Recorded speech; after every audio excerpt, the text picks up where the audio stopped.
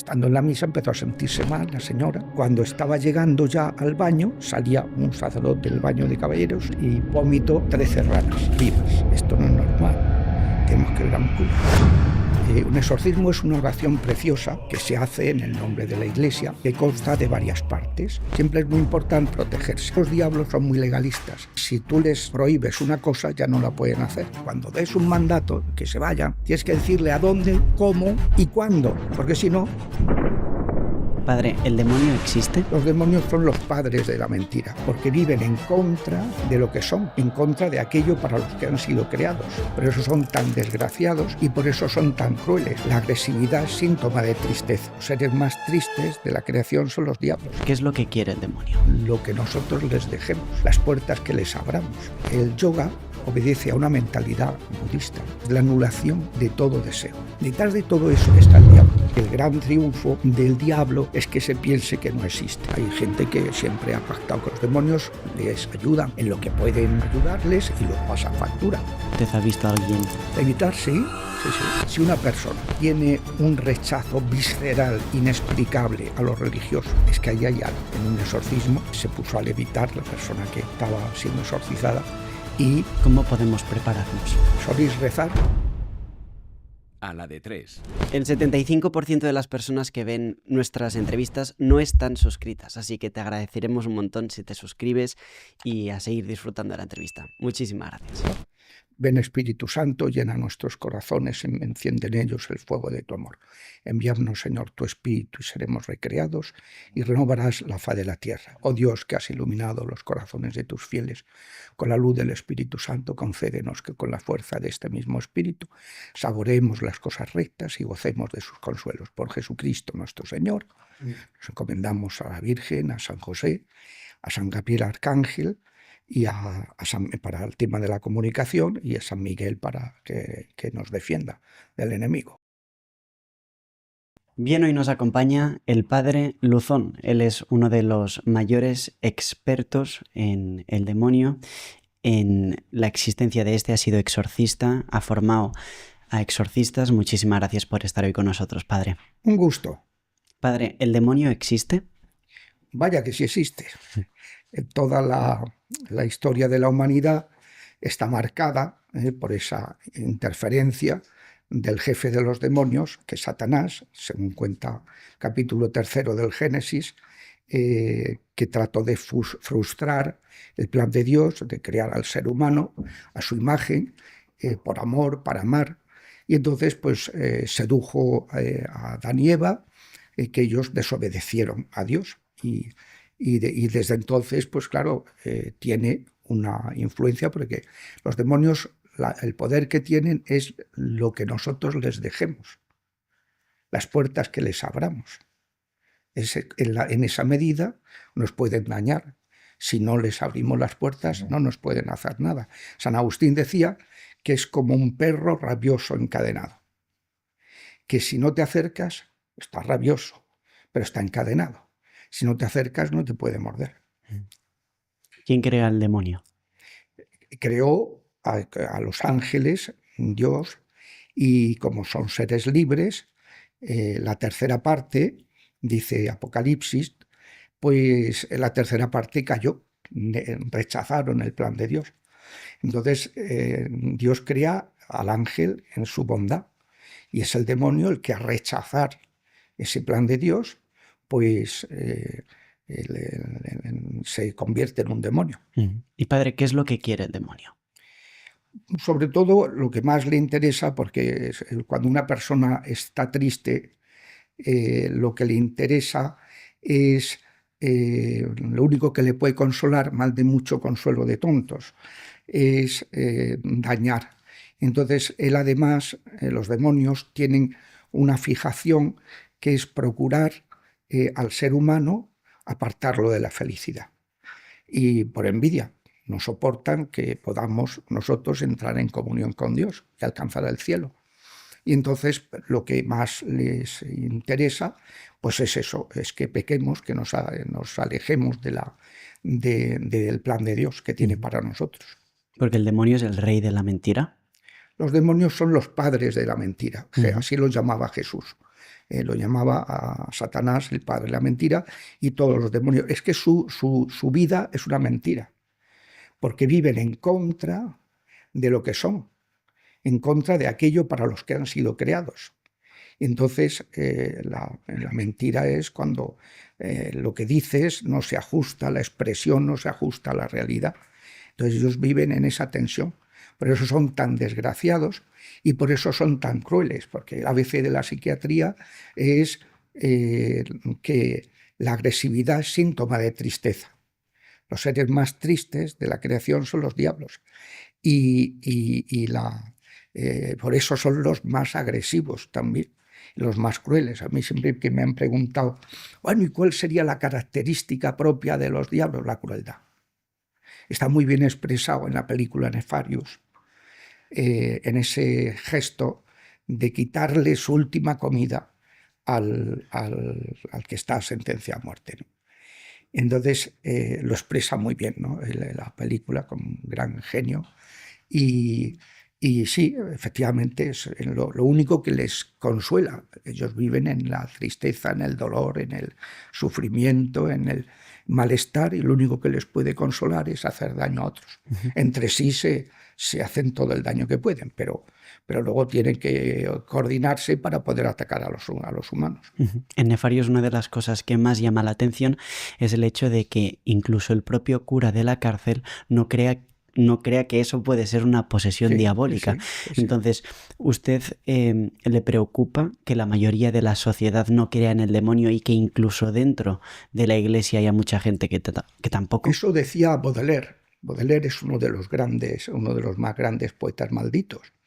Tenía pacto con el diablo, murió de la PGP, la parálisis general progresiva, el último estadio de evolución de la sífilis.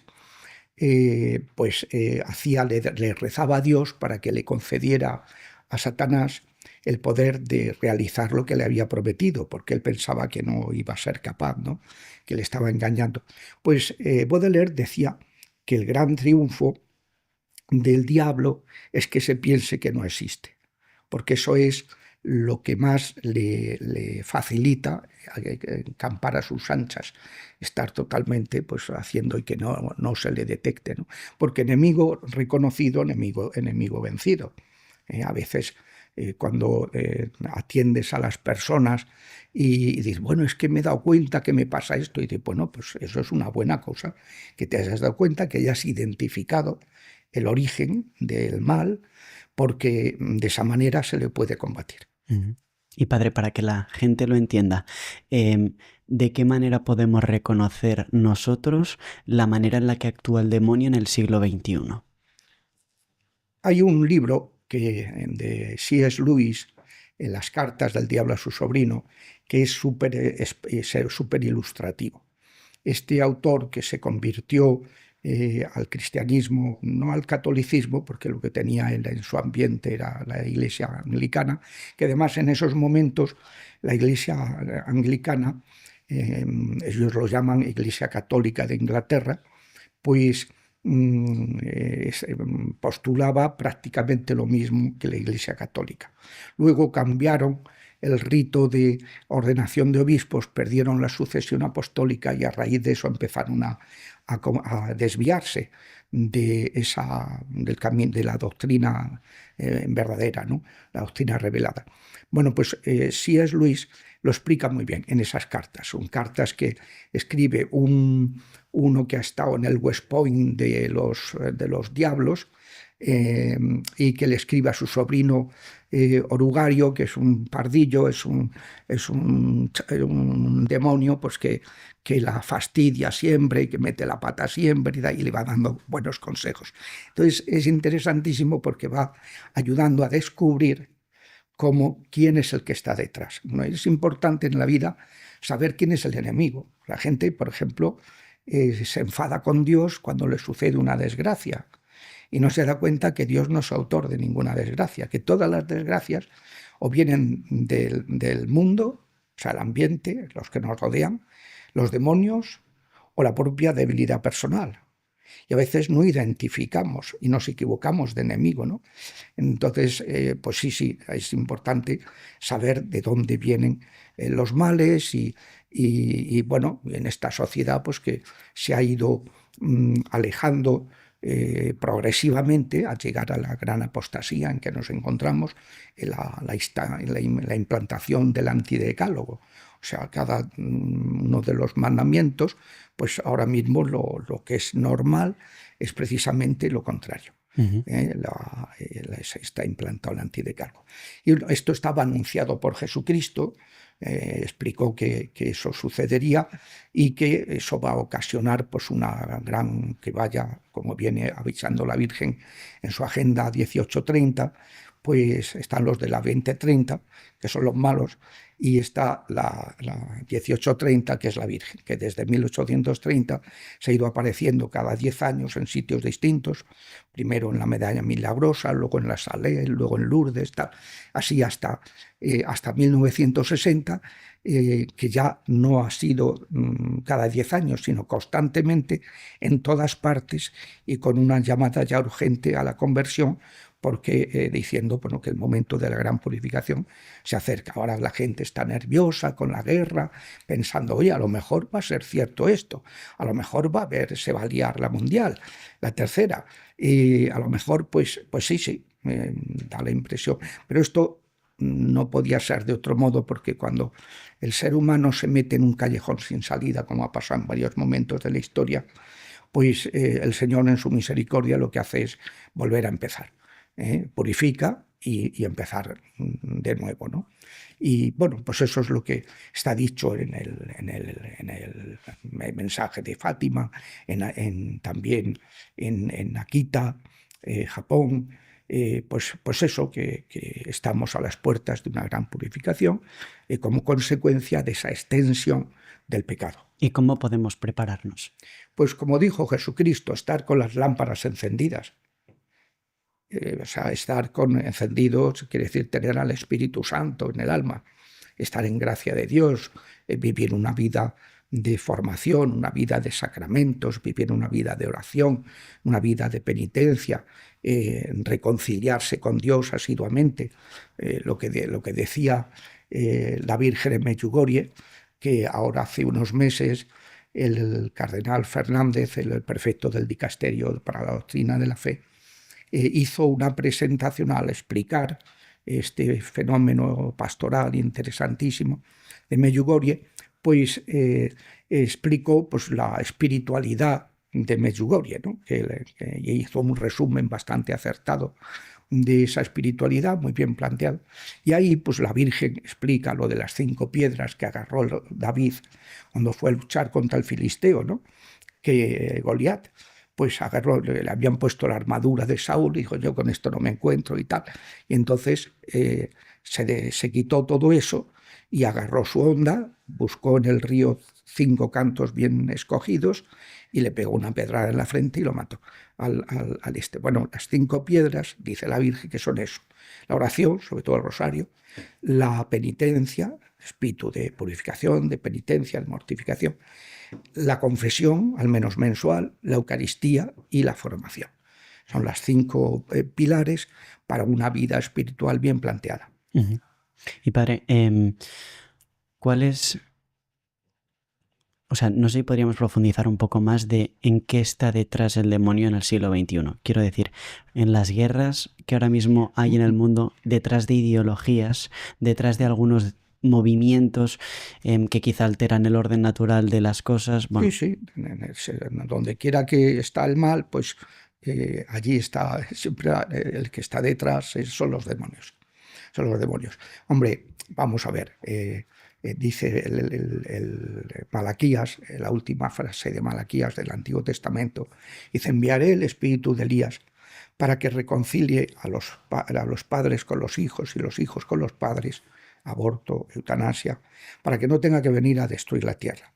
Es decir, que en el mundo nos hayamos acostumbrado a esa cantidad impresionante de niños abortados y no se contabilizan los de la fecundación in vitro, que es mucho más, que los niños abortados, porque fabrican que luego esos cigotos pues los están ahí crioconservados y los destruyen, los utilizan para experimentación, para todo tipo de... Que nos acostumbremos a la eutanasia. Ahora hay un modo de eutanasia encubierta. Yo trabajo en un hospital, que es pues simplemente cuando los médicos ven que ya esa persona ya no le ven futuro, pues lo sedan. Le meten un chute de morfina tremendo y le retiran el agua, la alimentación y el oxígeno, y en 2 días ha fallecido la persona. Eso sí, pues no, para que no sufra, es que ya no tiene remedio, tal, no sé qué. No están diciendo que pero sí están provocándole y esto es algo a lo que nos hemos acostumbrado en nuestra sociedad. Pues las ideologías, la dictadura del relativismo que decía Benedicto XVI, el materialismo hedonista feroz que hay, ¿no? Esas ideas de que yo me puedo salvar por mis propias fuerzas a base de unas técnicas de yoga, de mindfulness, de reiki, de tal, o sea, el ideal de Nietzsche, ¿no? La autorrealización personal. Detrás de todo eso está el diablo. El racionalismo, que es negar todo lo que yo con mi razón no pueda explicar, todo lo que no sea perceptible sensorialmente. Entonces, ese racionalismo pues ha ido introduciendo, pues, por ejemplo, pues, dentro de la Iglesia, me refiero, durante el siglo XX se niega la existencia del espíritu, de los demonios, por tanto, de los milagros. Y claro, si Cristo no es el hombre que hizo milagros, como lo llama Mel Gibson en la película que se titula así, El hombre que hacía milagros, pues ¿cómo puedo saber yo que es Dios? Es decir, Dios nos ha enviado a su Hijo y ese anuncio de la conversión del reino, que reine Dios en lugar de que reine la esclavitud del pecado, los diablos, eso dice el Señor que tiene que estar verificado con señales visibles, porque nosotros somos un espíritu corporizado y tenemos que las cosas nos entran a través de los sentidos y lo expresamos a través del cuerpo. Y por eso es tan importante que Cristo decía, ir a anunciar el reino, pero luego sanad a los enfermos imponiéndoles las manos y arrojad demonios en mi nombre. Y es lo que hizo la Iglesia durante los 3 primeros siglos, hasta que en el año 380 se convierte en una religión estatal. Y ahora ya no necesita hacer milagros para tener... Ha seguido haciéndolo porque el Espíritu Santo se encargó de remediar aquello, promoviendo el monacato, un nuevo modo de evangelizar desde la radicalidad evangélica, que estaban abandonándose en los ambientes institucionales, ¿no? Porque claro, si ser papa o ser obispo se convierte en una instancia de poder, pues empiezan a surgir lo que llamaba Benedicto XVI las adherencias mundanas. Y claro, esas adherencias han pesado mucho, han lastrado muchísimo la evangelización, al mismo tiempo que luego, por otro lado, ha habido una cantidad de santidad y de maravillosos frutos también en el ámbito social, pues la investigación científica, lo inventaron los monjes, la universidad es la traslación al mundo civil del trivium y el quadrivium, las ciencias y las letras que estudiaban los monjes. La atención hospitalaria es un invento de los franciscanos y los hospitalarios. La seguridad social, pues eso es otro invento. Entonces, no existe, por ejemplo, ese planteamiento de atender al que necesitado en los países de matriz calvinista, como por ejemplo Estados Unidos. Ahí, si una persona lo pasa mal, pues es que se lo merece, será una mala persona y por eso que se merece la mentalidad católica lleva a lo contrario, lleva a la solidaridad, lleva a la caridad. Bueno, en la sociedad ahora mismo pues se ha ido extendiendo pues, la mentira, la corrupción, una invasión, el Leviatán, ese monstruo que se ha convertido el Estado, que invade todo y que trata de sofocar y que no pueda haber la más mínima y controlarlo todo, la más mínima iniciativa. Todo eso es absolutamente diabólico porque es una sociedad montada no al servicio de las personas y de las familias, sino para controlar y para manipular la libertad de las personas. Yo entré en la universidad en el año, todavía no me había llegado la vocación al sacerdocio, en el año 69, justo después del Mayo francés, y claro, yo pienso el nivel de lo que se podía hacer en aquellos tiempos y lo que ahora, que está todo controlado.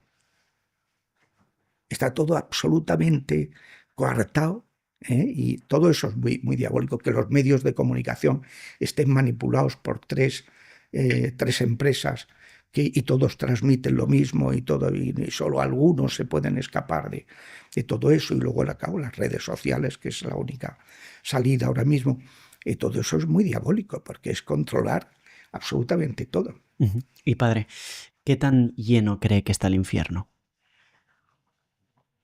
Eso no lo sabemos, pero lo que sí sabemos es lo que le reveló la Virgen a los niños de Fátima. Era una época en la que se decía que no había que hablar del infierno a los niños. Y la Virgen les habló del infierno. No solo les habló, se lo mostró. Y ellos dijeron que veían una muchedumbre de almas que caían en el infierno. Una muchedumbre, muchísima gente. Y se decidieron hacer unos sacrificios impensables en unos niños de esas edades para la salvación de los pobres y la conversión de los pobres pecadores, decían esos niños. O sea que, pues no sé. Desde luego vacío no está. Como dicen algunos, bueno, a lo mejor existe el infierno, pero está vacío. Han dicho algunos teologuillos. ¿Y el infierno es un lugar o es un estado físico? Es un estado. No es un estado físico, es un estado que también las personas cuando recuperemos el cuerpo, en la resurrección final, las personas no solamente que se salven o los que se condenen estarán con sus cuerpos y por tanto también ocuparán un lugar.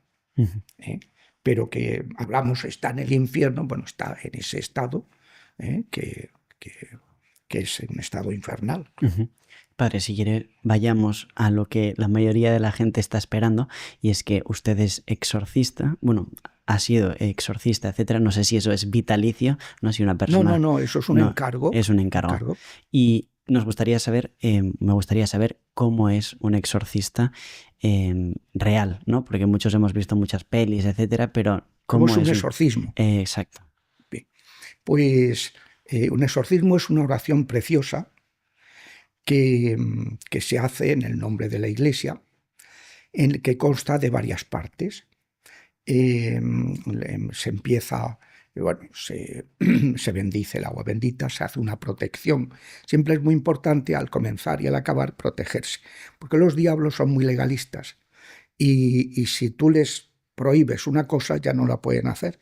El sacerdote lo hace en nombre de Cristo y tiene poder sobre ellos, ¿no? Y entonces, si no lo prohíbes, por eso siempre digo, cuando des un mandato que se vayan, tienes que decirle a dónde,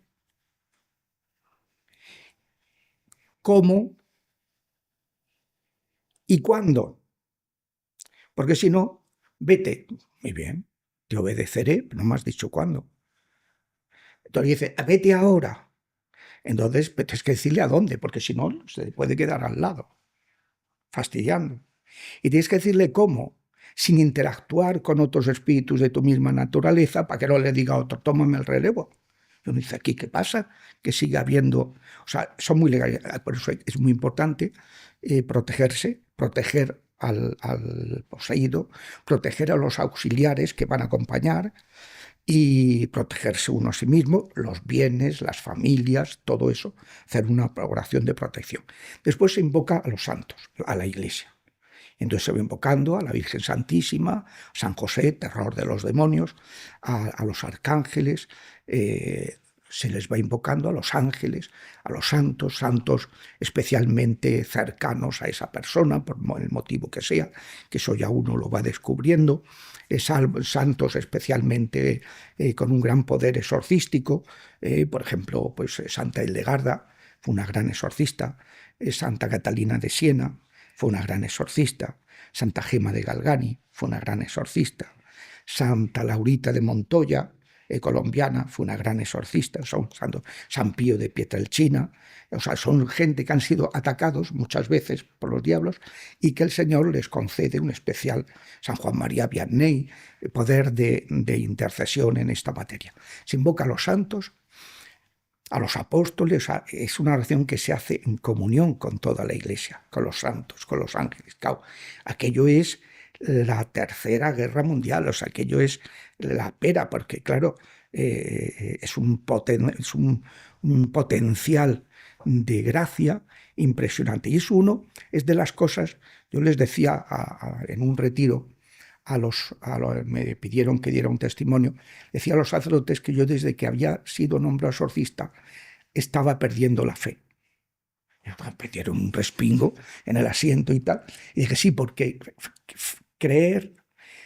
fe es creer lo que no se ve, pero cuando tú empiezas a ver lo que te han enseñado, que es la fe, y empiezas a verlo, empiezas a comprobarlo, a palparlo, te das cuenta de que tú invocas a la Virgen inmediatamente, acude siempre, inmediatamente, cosa que claro, cuando tú no lo has visto, pero tú le dices, madre, échame una mano, y de pronto ves que empiezan a horrorizarse los demonios, no, ella no, ella no, la llaman ella, no, nunca dicen su nombre, ¿no? Porque la odian tremendamente, ¿no?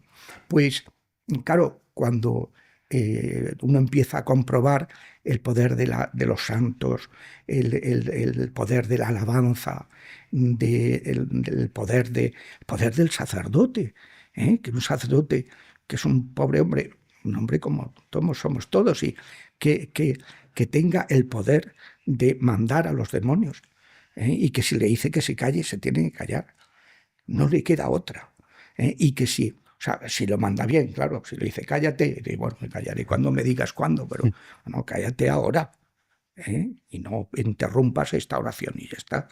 Entonces, es lo que cada uno va viendo, va comprobando. Por eso esta es una oración que ayuda mucho a la gente. Ayuda mucho a descubrir las personas que padecen, los familiares de los que padecen las afecciones extraordinarias y luego pues los auxiliares, el propio exorcista, es una oración que bien, se invoca a los santos, se proclama la palabra de Dios, que uno descubre también con la palabra, es impresionante, que la palabra es viva, es verdad. Se cumple. Los diablos cuando la escuchan saben que se está realizando, y cuando tú proclamas un salmo que dice y pues lo que sea, se está realizando en ese momento, ¿no?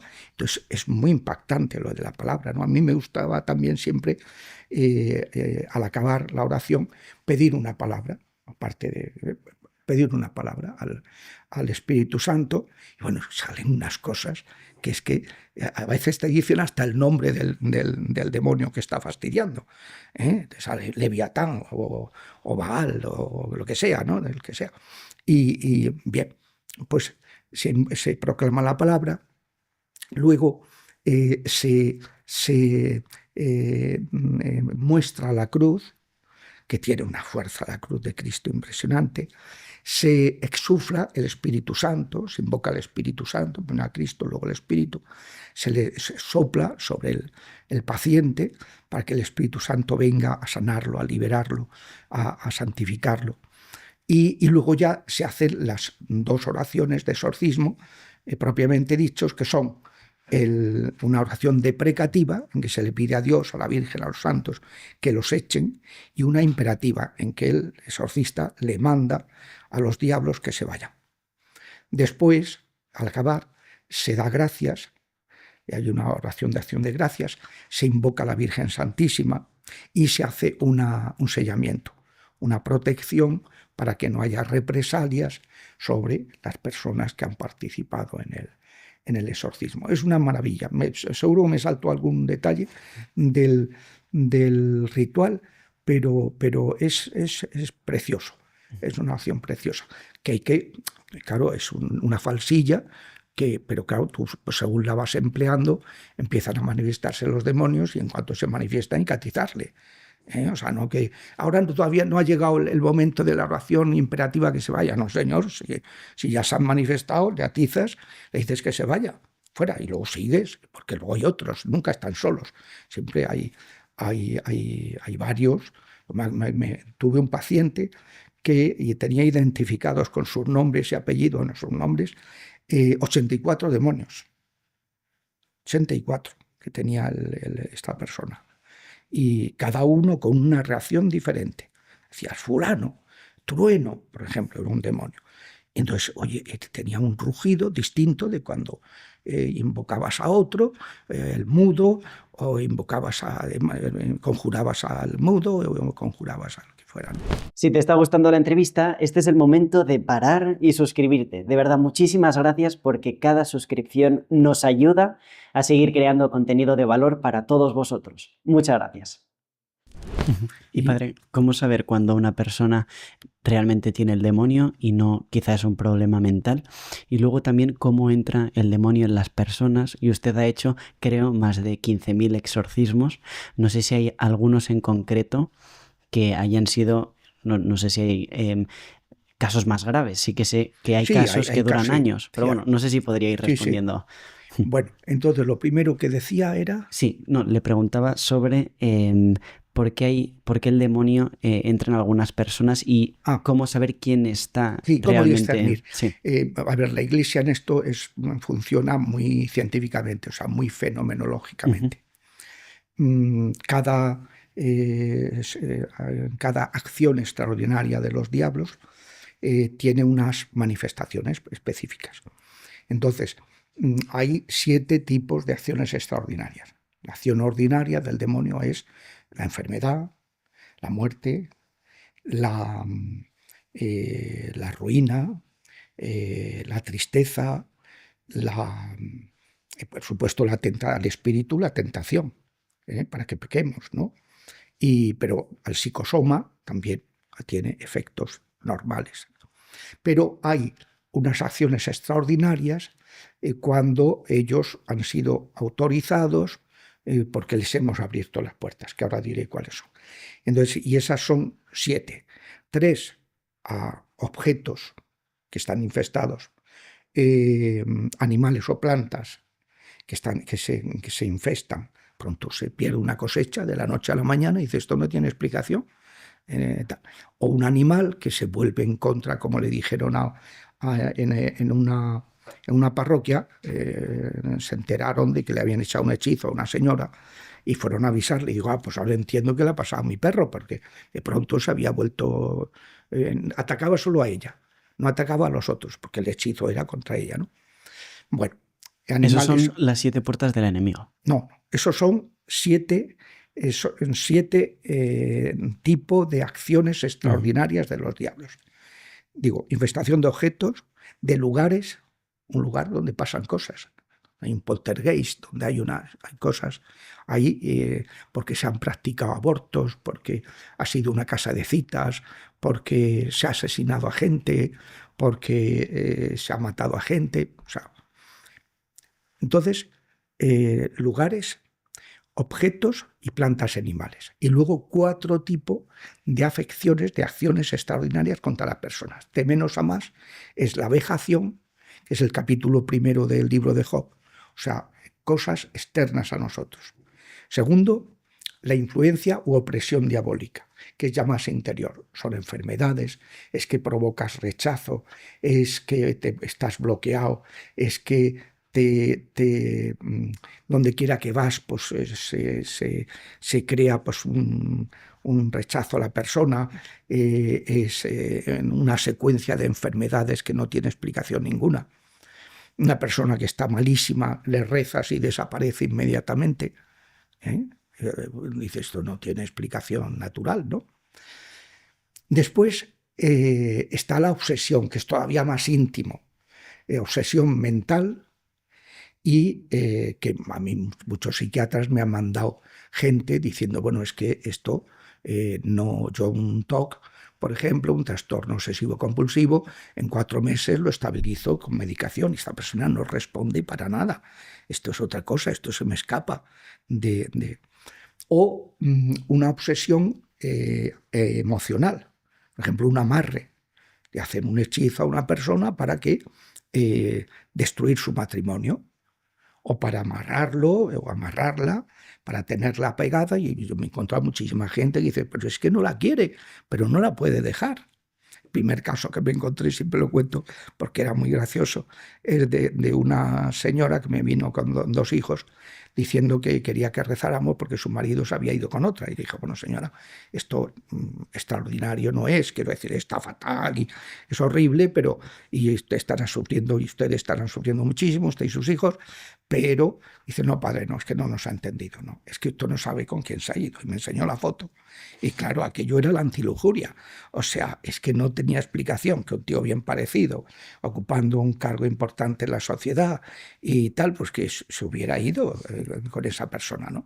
Entonces, claro, y es que además miramos en internet qué oración se puede hacer así que sea eficaz y rezamos el rosario.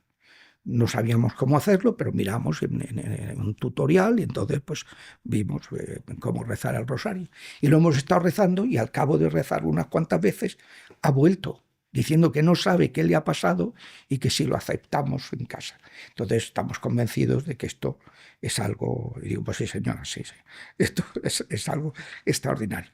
Y finalmente la posesión, que es que el diablo en determinados momentos, a través de distintas zonas del cerebro de la persona, del paciente, pues toma posesión. ¿Cómo se producen esas posesión del cuerpo? ¿Cómo se producen esas situaciones para que? Pues las 6 puertas, que es como titulé mi libro, que es como un manual de exorcística, las 6 puertas del enemigo, experiencias de un exorcista. Un libro de experiencias. La experiencia es importantísimo en este ministerio, ¿no? Pues porque además es que está muy poco dicho oficialmente por parte de la Iglesia, ¿no? Y por eso el ritual recomienda el número 38 de la introducción, pues dice que es importantísimo aprender con alguien experimentado el modo de actuar, el modo de aprender el oficio, porque si no lo puede pasar muy mal, como no te enseñen hasta que no pierdas el miedo, porque ya sabes lo que sucede y sabes que no te pueden atacar y sabes que, pues entonces lo puedes pasar muy mal, ¿no? Entonces hay que aprender el oficio. Bueno, pues las 6 puertas, hay 3 de las que uno es responsable: el pecado grave, el ocultismo y el rencor. Y hay otras 3 de las que uno no es responsable: haber recibido un maleficio, que es lo que le pasó, por ejemplo, a Anneliese Michel, la chica de la película del exorcismo de Emily Rose, pues fue maldita en el seno de su madre por una persona que le tenía envidia y tenía odio a esa familia, ¿no? Y tienes una mujer santa que aceptó el martirio, como fue esta Anneliese Michel, y que estaba con esa posesión gravísima. Entonces, una de las puertas de las que no tenemos responsabilidad es el maleficio. Segundo, las heridas emocionales. Por eso siempre, desde el seno materno, siempre hay que cuidar muchísimo el tema de la sanación. Siempre digo, no hay liberación sin sanación. Y no hay liberación y sanación sin conversión. Le llevan a Jesús un enfermo, un paralítico. Dice, viendo Jesús la fe de aquellos hombres, no del paralítico que no tenía fe, primero le dio la conversión. Perdonados son tus pecados. Y la gente, bueno, pues si se lo han traído a que le curara, no a que le perdonara los pecados. Y para que sepáis que el Hijo del Hombre tiene poder para hacerlo, para perdonar pecados, toma tu camilla y echa a andar. Lo curó. Pero primero lo convirtió. Sin conversión no hay sanación. Y sin conversión y sanación no hay liberación. Por eso hay ocasiones en que hay posesiones que duran muchos años. El padre Amor decía, yo no entiendo, llevo, por ejemplo, con algunos casos 18 años y tal, y 18, y que no, en el momento en que rezas se van, pero luego vuelven y tal, porque hay que cerrar las puertas. Hay que cerrar las puertas. No basta con que el sacerdote rece, sino que también el interesado tiene que cerrar las puertas. Heridas desde el seno materno. En la gestación es un momento importantísimo. Ahora es uno de los temas estrella de la neurología pediátrica. El tema de las heridas durante la gestación, que los bebés perciben por medio de neurotransmisores y hormonas todo el estado de la madre. Y entonces les llegan el rechazo, por ejemplo, puede interpretar como rechazo pues que la madre lo está pasando mal, o se producen cuando la madre se siente sola, que no se siente acompañada por el marido, y entonces pues puede producirse un rechazo a la figura paterna, y que eso ocasione pues un tema de disforia de género o ya en el seno materno. O sea, son heridas y luego pues heridas importantes, un maltrato, una violación, un tal puede ocasionar una perturbación muy importante y abrir puertas al enemigo, ¿no? Y luego finalmente herencias que arrastran cosas negativas en nuestro árbol genealógico. ¿Y qué culpa tiene uno? No, si uno no tiene culpa. Los pecados no se transmiten. Las penas de los pecados tampoco. Lo que sí hay pecados que tienen consecuencias. Por ejemplo, una persona me vino cuando fui a la toma de posesión como miembro de número. Como miembro de número, estos son los aires acondicionados, como miembro de número de la Real Academia de las Ciencias Morales, un compañero mío de facultad, que fuimos profesores juntos, pues me presentó a un señor que quería verme. Y este señor, después de la charla, le dije, bueno, mire, dígame usted lo que quiere, pues yo quiero saludar a antiguos conocidos y tal. Digo, sí, voy a ser muy breve. Me dijo, mire, yo es que soy hijo de masón, nieto de masón, bisnieto de masón. No sé si hay más en mi pedigrí, no sé si hay más, pero tengo eso. Entonces, yo no creo en Dios porque he sido educado en el más estricto ateísmo y nunca me he encontrado a Dios. En cambio, sí que creo en el diablo. Respeto mucho la religión desde que conozco a su amigo, porque para mí es la persona más inteligente que he conocido en mi vida, y esto que me enseñaron en casa, que ser creyente es tener el electroplano, pues que eso es mentira. Pero yo no me he encontrado a Dios. En cambio, los diablos sí. Me machacan. Y dije, claro, porque usted lo habrán consagrado a Satanás unas pocas de veces. Porque la masonería, para subir ciertos grados, pues tienes que entregarle al enemigo a un descendiente tuyo o un tal, y entonces pues eso, pues cosas de estas pues pueden ocasionar, claro, que uno esté padeciendo pues y hay que todas esas cosas hay que cerrar esas puertas. ¿Cómo se cierran? Con la oración. ¿Y cómo actúa una persona poseída? No sé si es verdad o no sé si usted ha visto a alguien levitando o Levitar, subiendo. sí, levitar, sí. Mire, en un congreso de medicina en el que me invitaron no hace muchos meses, me preguntaban, dice, ¿cómo no será que hay cosas que todavía la medicina no la tiene identificada y que dentro de unos años se puedan identificar como fenómenos naturales? Dijo, no, mire, es que la Iglesia es muy científica, es más, es la que ha inventado la ciencia. Entonces, tenemos un sentido de rigor muy grande. Hay una fenomenología. Si una persona tiene un rechazo visceral, inexplicable a lo religioso, y no es atea ni es nada, pero de pronto entra en un lugar y se pone atacada, es que ahí hay algo. Es el signo más interesante siempre. Luego, pues si una persona levita. Yo me acuerdo en un exorcismo que se puso a levitar la persona que estaba siendo exorcizada y su madre, que estaba al lado, se le rompió el corazón. Un síndrome de corazón roto. que empezó a sentirse mal. Le dije, ¿le pasa algo? Porque la veo con muy mala cara. No me siento bien, padre, y tal. Vamos fuera. La saqué, le impuse las manos, que luego me enteré que eso le salvó la vida, porque bueno, se la salvó la Virgen a través de esa imposición de manos. Pero no le dolía el brazo izquierdo, yo pensaba que era un infarto.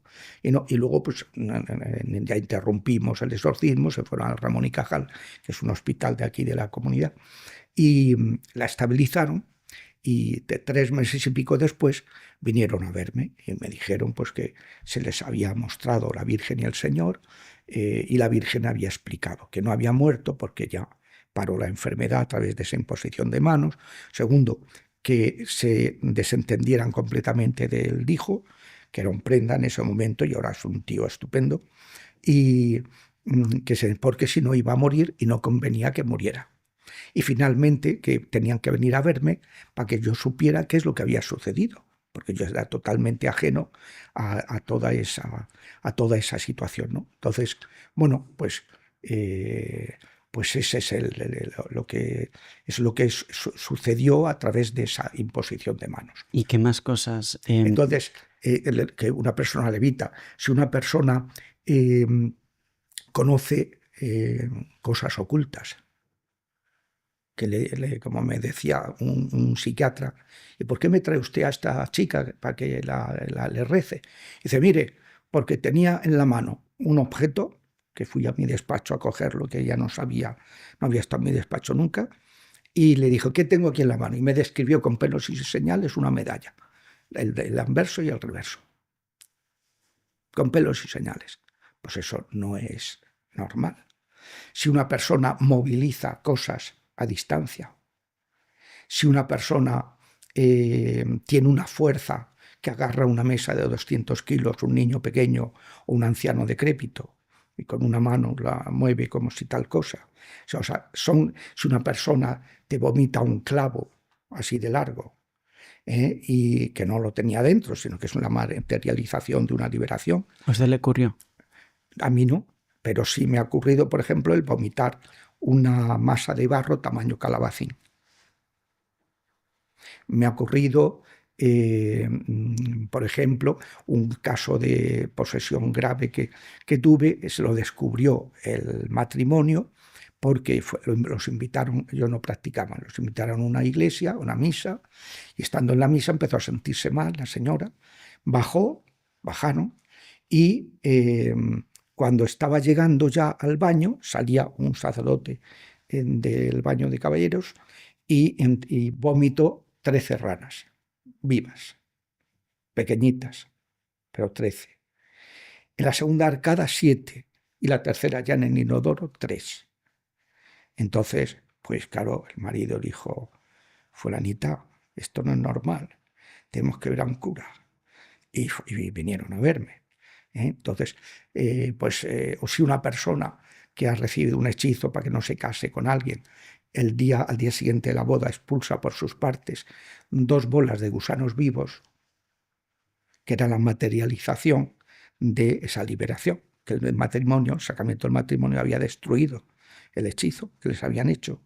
Pues claro, son cosas, si una persona sube por las paredes, si una persona, me decía un sacerdote africano de Benín, que dice, no, yo he presenciado cosas increíbles. En Benín es la cuna de la brujería, de la magia negra, y entonces allí se ven unas cosas tremendas, ¿no? De que pues un señor que va dando vueltas hacia atrás 1 kilómetro, 2 kilómetros, y el sacerdote le dice, detente, el tío se para, y a los pocos segundos ya considera que ya la orden no sirve y sigue con el cosas, o sea, son fenómenos, le decía yo a estos médicos, esto no son cosas, enfermedades que ahora no están identificadas y que dentro de unos años se puedan identificar como enfermedad.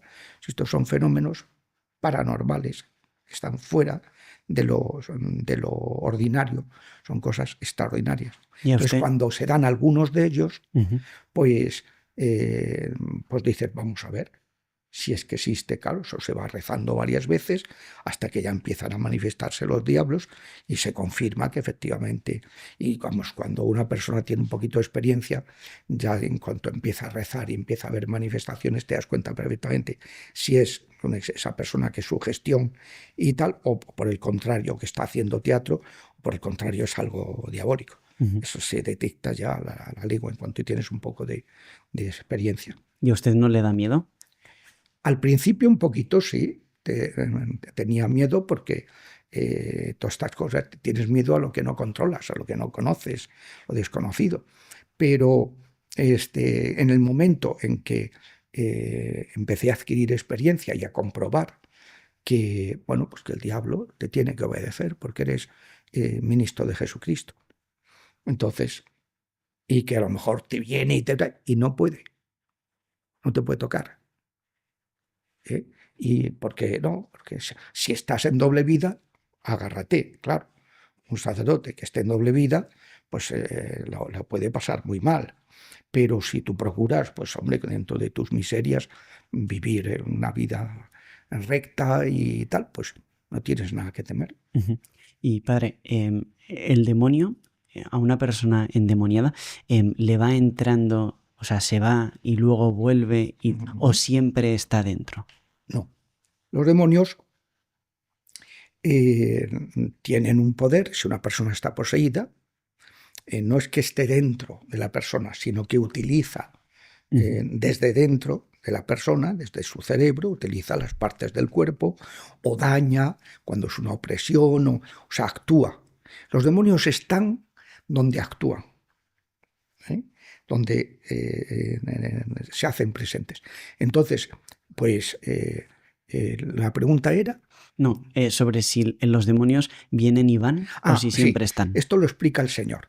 Que el demonio se va cuando tú se lo mandas. Hay veces que no, hay una excepción, pero se van normalmente cuando tú se lo mandas, pero luego regresa. Dice, se sienten mal, están en lugares inhóspitos, dice el Señor, en el Evangelio aparece, y tratan de volver. Y si se encuentran en la casa, dice, en la casa con la puerta abierta, limpia, porque ya no están los inmundos, no están ellos, pero la puerta abierta, entonces entran y actúan, vamos, y entran de nuevo. Por eso es tan importante que no solamente se haga la oración de liberación o el exorcismo con la frecuencia necesaria, que depende de los casos. Una posesión fuerte hay que rezarle todas las semanas.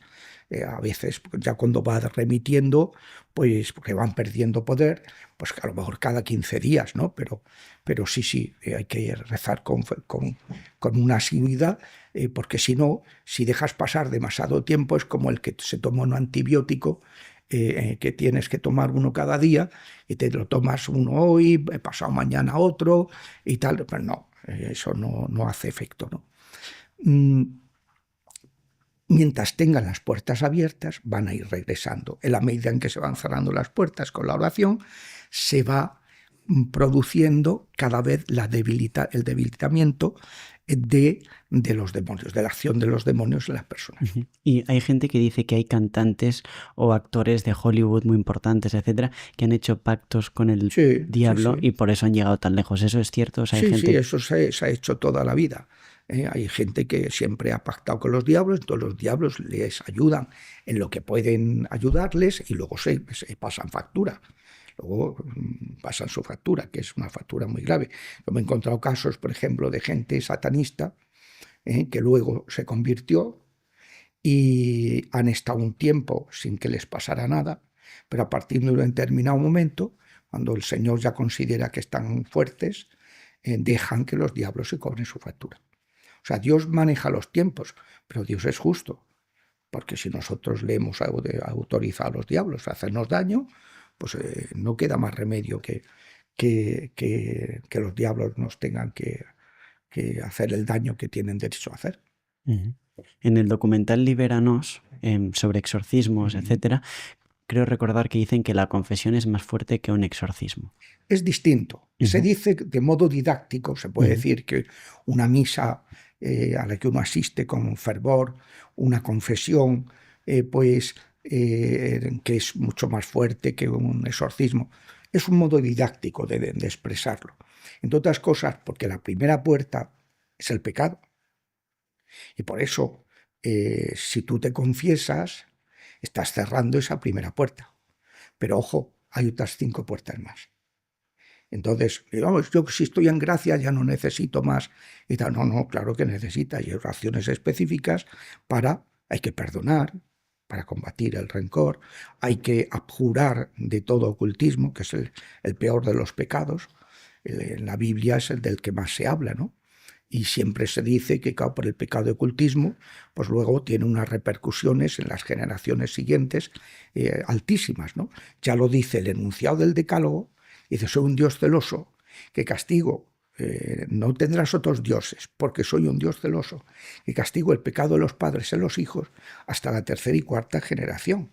Es una manera de expresar que esos pecados de ocultismo autorizan a los diablos muchísimo. Ujú. Y padre, usted, bueno, se pueden adquirir en librerías el tarot, Sí.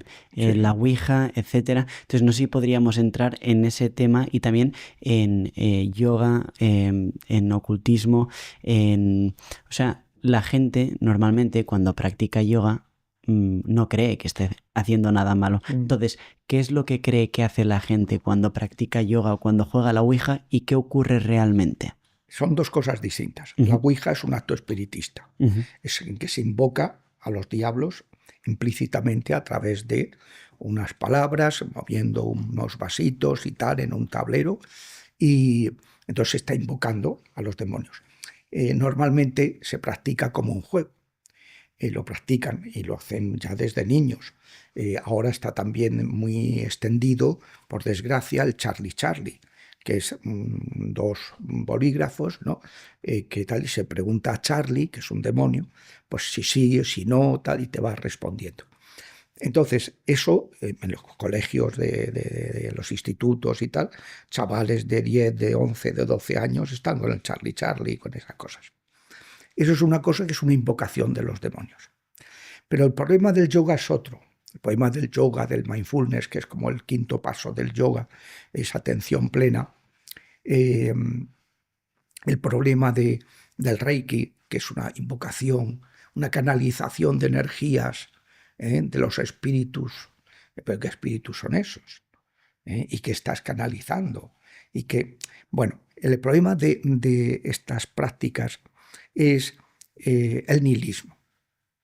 O sea, el yoga obedece a una mentalidad budista e hinduista en la que el ideal del ser humano es el nirvana, es la anulación de todo deseo. Entonces eso solo le puede interesar a los diablos, que es anular a la persona, porque Dios lo que quiere es que realicemos nuestros deseos y que deseemos lo correcto, lo que es acorde con nuestra naturaleza, lo que se puede lograr, claro. Entonces, en el yoga, el problema es que se desea lo inverso. Uno piensa que se va a alcanzar la felicidad, primero, en plan voluntarista, yo con unas técnicas en las que estoy invocando al espíritu de la Kundalini, de la serpiente, no sé qué serpiente será esa, para que suba desde el primer chakra hasta el tercer ojo, el último de los chakras, y me dé la iluminación, que es quedarte poseído. Hay un vídeo que yo recomiendo, se llama Los dioses de la nueva era, que dura exactamente 1 hora. Y con ese nombre hay otros, pero es uno que empieza con una musiquilla en India y tal. Y, bueno, y van explicando, son unos estadounidenses, está traducido al castellano, que explican perfectamente pues, todo eso y se ríen de los occidentales, diciendo, estos se creen que estos son ejercicios de estiramiento y de relajación. No. Cuando yo pongo las posturas del yoga, son posturas de deidades hinduistas. a las que estoy yo invocando implícitamente. Y es curioso, porque no solamente cuando tú preguntas cómo has entrado y te dice el demonio Joa, ¿eh? O quién eres y te dice Reiki. O sea, el problema es que se está buscando, es un planteamiento vital completamente contrario al planteamiento cristiano, y digo que de hecho la gente cuando empieza a practicar estas cosas acaba dejando la práctica religiosa. Se alejan de la fe, porque es que son antitéticos completamente. Todo lo que no viene de Dios es del demonio. Claro. Del demonio, del ambiente, las estructuras de pecado, que se podrían decir, y de la propia fragilidad personal. Uh-huh. ¿Y qué hay de esas, bueno, de esos exorcistas, pero quizá protestantes o ortodoxos o Sí, algún musulmán? No sé si son igual de efectivos o incluso si son efectivos los exorcismos. Vamos a ver. De gente que no sea católica. Los ortodoxos tienen los sacramentos, son iglesias. Uh-huh. No están unidas a Roma, pero son iglesias, tienen los 7 sacramentos. En cambio, las otras comunidades cristianas, pues esos no tienen más sacramento que el bautismo. Y eso sí, pueden exorcizar, porque pueden invocar al Señor para que libere a una persona. Y pues eso se practica en las comunidades cristianas. Hay comunidades que practican los exorcismos, ¿no?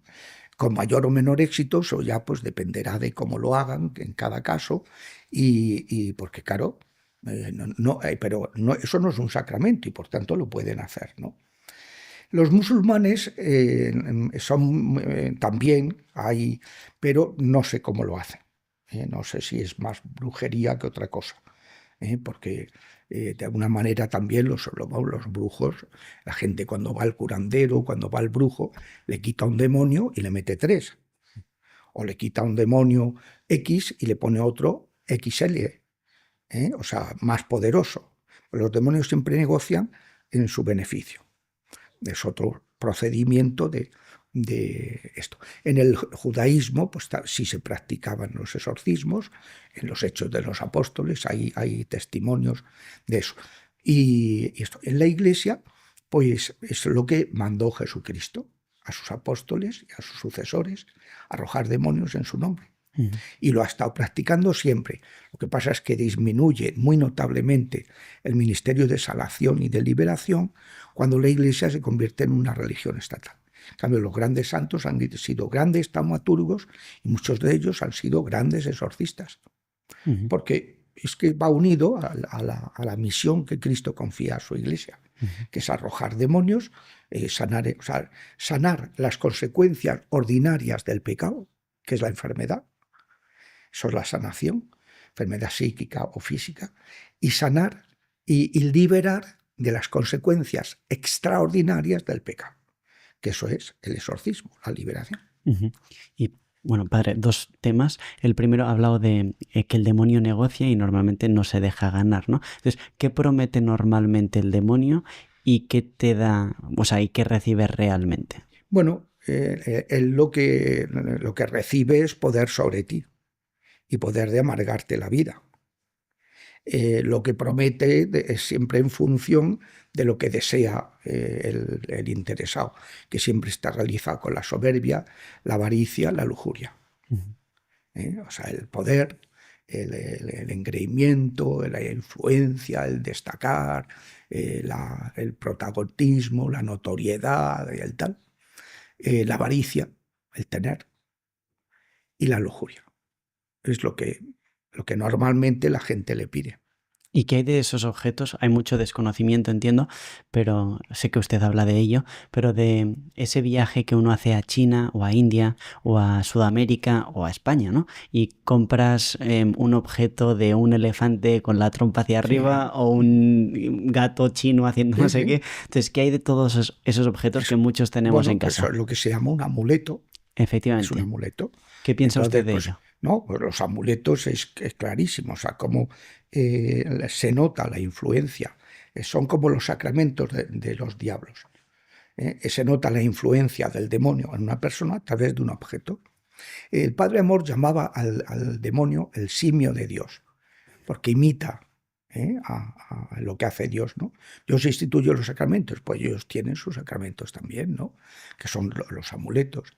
Entonces, claro, a veces la gente, me acuerdo un caso que fue muy notorio, de una familia que tenían al hijo que no dormía, que lo pasaba fatal. Le dije, ¿pero qué tenéis en la habitación del niño? No, nada, nada, no hay nada. ¿Cómo que nada? Algo habrá que le esté perturbando. Y digo, bueno, venga usted. Y digo, bueno, si voy, pero si voy y hay algo, lo quitáis, ¿eh? Y bueno, es que me recibe primero un Darth Vader de tamaño casi natural, de esta altura. Luego estaba el Joker. Luego dragones, todos. Elfos, todos. Duendes, todos. Brujas, todos. Eh, Pokémon. O sea, es que no faltaba nadie. Ahí estaba todo el mundo. Y fuera, fuera, fuera. Y el niño me miraba que me comía con los ojos, ¿no?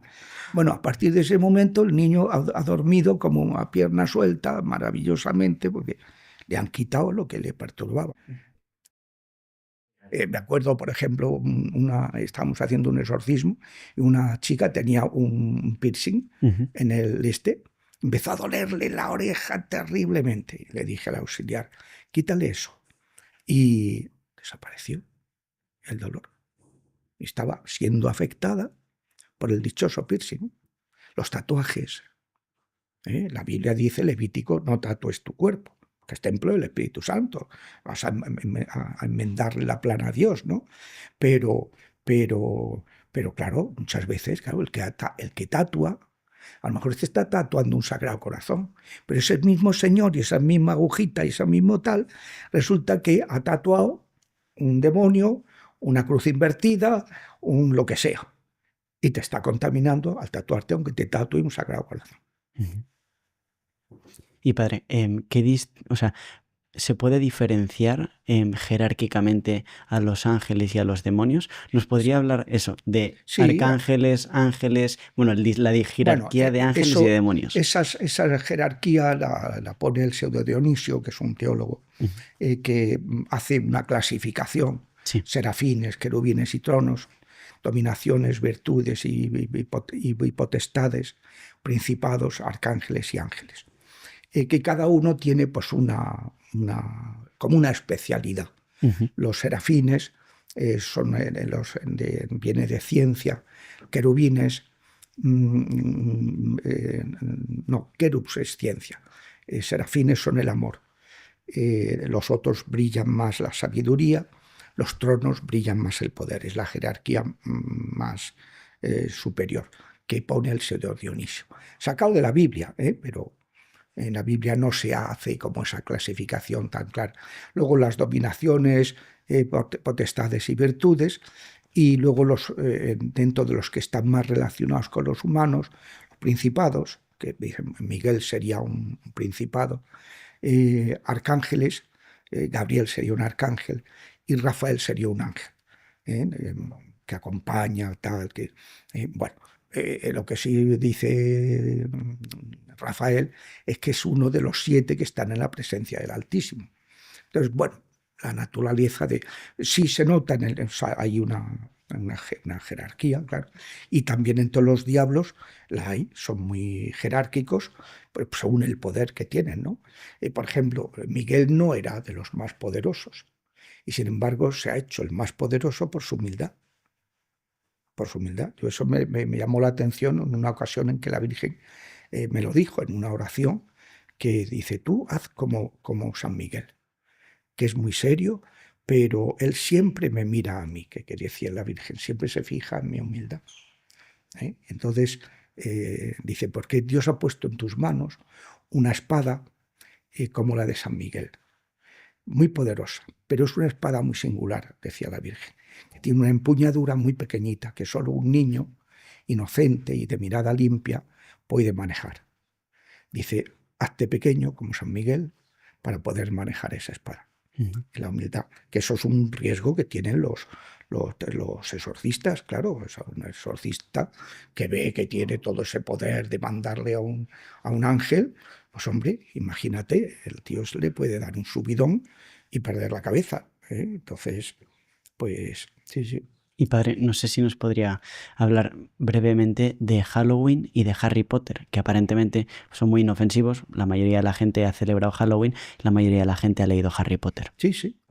Harry Potter es una serie que está muy bien escrita, en la que se ve que Rowling conoce muy bien el ocultismo. Y tiene un problema fundamental, que es por lo que a mí me pone en prevención, y tiene un problema fundamental, que es que, aparte de que hay muchos conjuros maléficos que se van leyendo y se van en esa saga, pero es que te crea la mentalidad de que hay magia buena y magia mala.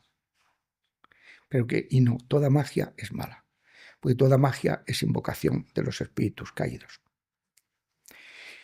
Luego, la segunda cosa que Halloween. en Halloween, bueno, Halloween es la fiesta del satanismo.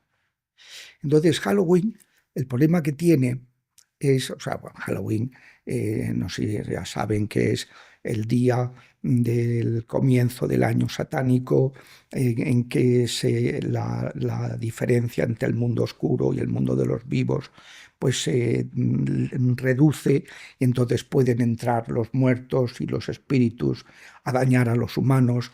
Y entonces lo que se hacía era que los druidas iban pidiendo para hacer sus sacrificios humanos, pidiendo una virgen o pidiendo un niño en las casas, o pidiendo alimentos, y los que no se los daban les hacía un maleficio.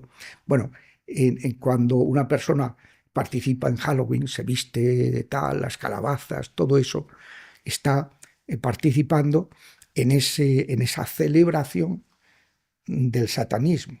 Esa noche se hacen muchos sacrificios humanos, se dejan en las sectas satánicas, dejan embarazadas a mujeres de la calle que las tienen en la secta, que nadie las va a reclamar, y para que den a luz antes de Halloween y sacrificar al niño. Cuando el niño, cosa que sucede porque el niño se da cuenta de que lo van a matar y no quiere salir, y no esto, entonces la sacrifican a la madre y al niño en esa noche.